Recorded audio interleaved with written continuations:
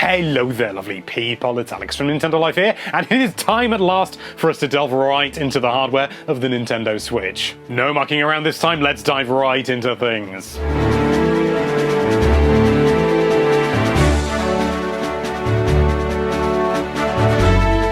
It's certainly not an exaggeration to claim that the Switch is Nintendo's most important console release to date. The Wii U flopped commercially, although personally I was rather fond of it, and so Nintendo have combined their home console and handheld divisions to come up with this delicious beauty. It's a risk, there's no doubt about that. I mean, Sega tried the same thing with the Nomad, and well, look how well that went. You could even argue that Sony had a pop with the PSP and the Vita, the latter of which also failed to capture the imaginations of the public. So can the Switch break free from the mold of disappointing home console handheld hybrids? Let's find out.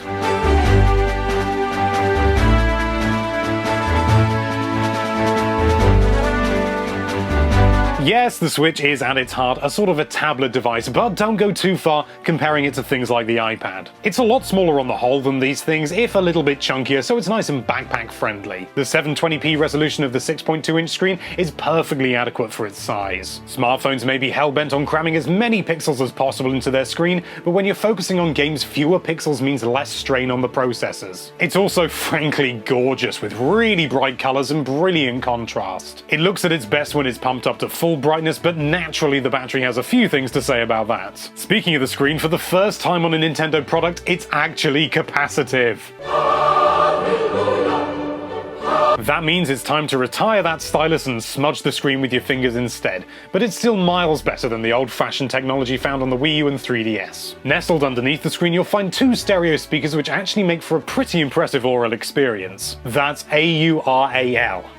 You filthy beggar. On the back you'll see the infamous kickstand, which CNET hates for some reason, and despite many fears from fans, this is actually designed to pop off should something apply too much force or you stick your console into the dock whilst it's still sticking out. However, we have accidentally popped it off once or twice, and it is already starting to not want to sort of go back in, and it pops out occasionally and stuff like that, so do be careful. You've also got the headphone port. That's a port designed for headphones if you're listening, Apple, and on the underside there's the USB-C port used for charging and docking. You've also got a fan vent at the top which can make a bit of noise under heavy strain, but chances are you won't be able to hear it with the volume up. And that little fan does its job. We never once ran into an issue where it really felt that it was running hot, as it were. The dock at first feels like a lump of hollow plastic, but it really is one of the most important features of the Switch. Slipping from handheld to TV mode and vice versa is a sheer dream, with no hurdles standing between you and total transitional tranquility. As this is a portable unit as well as a home console, it's wonderful to know how the unit handles sleep mode. It's safe to say it's light years ahead of the 3DS, and the woefully long boot times of the Wii U are thankfully a thing of the past.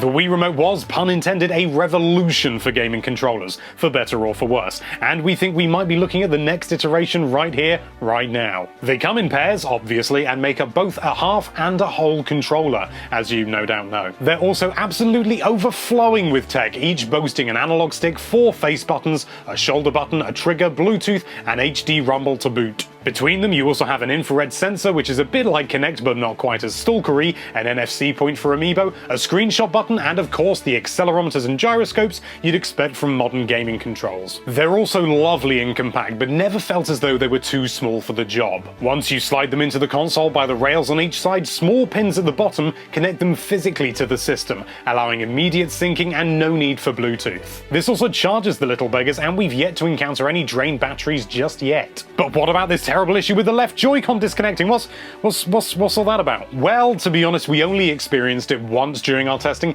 and it seems to be related at least in part to distance from the console, at least going by anecdotal evidence published online. All in all, the Joy-Cons are really living up to their name, as well, to be honest with you, we've had absolutely nothing but joy from them.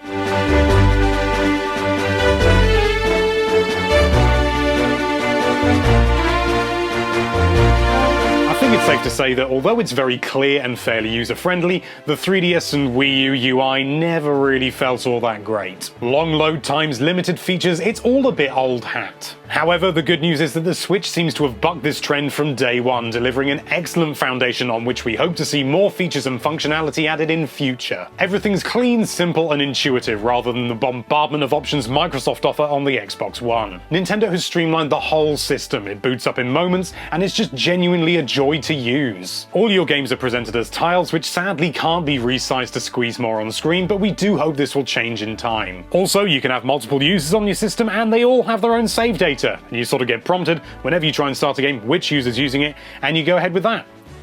It's not a big thing, but we thought we'd mention it. There's also the usual Nintendo charm to be found here as well, such as tapping on the screen gives a slightly different sound each time, tapping the battery icon brings up the battery's percentage, and depending on which button you use to wake the device, you can get a different sound to pop out of the speakers. The whole thing is playful, yet simple and snappy. We don't doubt for a second that over the years new additions will appear, Netflix, but for now it's better to think of a better, more pure experience.